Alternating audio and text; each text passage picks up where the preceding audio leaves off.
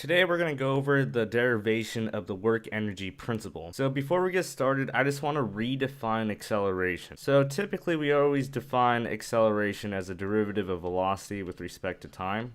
But there's another way to define acceleration in terms of position, and that's equal to the velocity times the derivative of velocity with respect to position. So I just want to say that there is a different way to define velocity that is independent of time, and that's respect to the object or the particle's position. So to further break this down, we could say that the units of acceleration is simply meters per second. So what we can do is redefine this part of the equation in terms of the units. So we could say that velocity is meters per second, and then dv dx is simply meters per second per meter. And if you do some multiplication with the numerators and the denominators, these meters cancel out like that, and what we get is meters per second squared, just like that. So as you can see, this form right here is just another way to write acceleration. And another thing to point out is that acceleration in this sense, this v dv dx, is just a scalar quantity.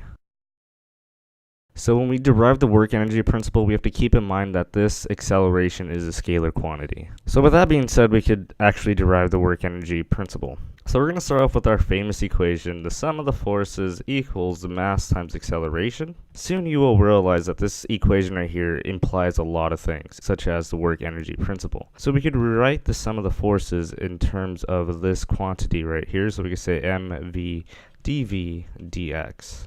Now all we have to do, as we did before, is just separate these variables and take the integral. So we're going to separate dx with the sum of the forces. So we're going to say sum of the forces times dx equals mass times velocity times dv. We'll take the integral from both sides, and this will just be some x initial to some x final, and this is going to be some initial velocity to some final velocity.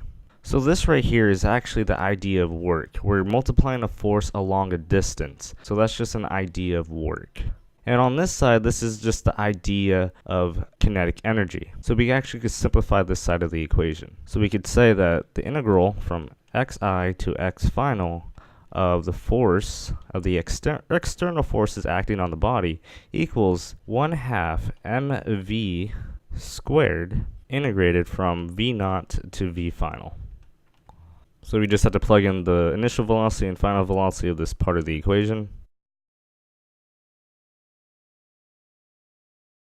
And to make this equation nicer, I'm going to move this initial kinetic energy to the front of this equation. And this right here is the idea of the work energy principle. So in essence, what it's saying is that the kinetic energy in the initial state plus the work done, we'll define work as W, equals the kinetic energy of the final state. Now you may be asking, what about the ideas of potential energy in terms of springs and gravity and so forth? Well, actually, those ideas of energy come with the idea of work, and we'll explore that in different examples.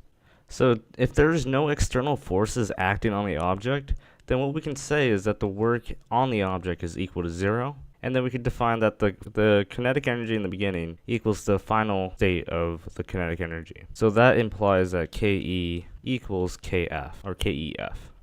And this right here is the idea of conservation of energy. And that's just basically when work equals 0, or when there's no external forces acting on the object. And just to be safe, I just want to mention that, again, these velocities are scalar quantities. So let's say, for example, we have a velocity, we'll say velocity v has some component vx in the I and some vy in the j. So that's the velocity in the x and y direction. So what quantity you use in this equation is the scalar quantity of the vector. So for v naught, for example, we'll say v naught is this. So that's simply the vx squared plus vy squared, all square rooted, because that gives you the magnitude of this vector. This gives you the magnitude of v naught.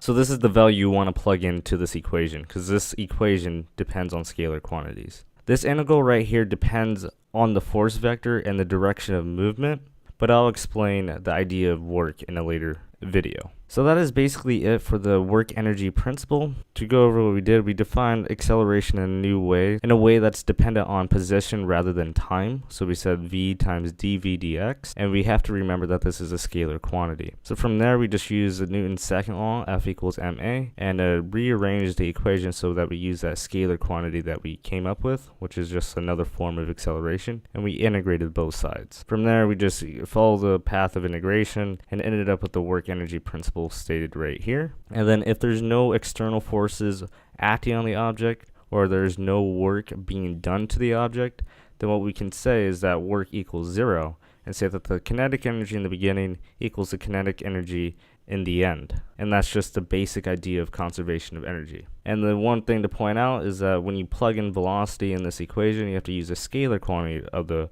velocity. So if you're given a vector quantity of the object's velocity, then you would have to plug in the scalar magnitude of that vector into this equation. So hopefully that helped you guys. This is a very basic concept in dynamics, and we'll be using this for now on.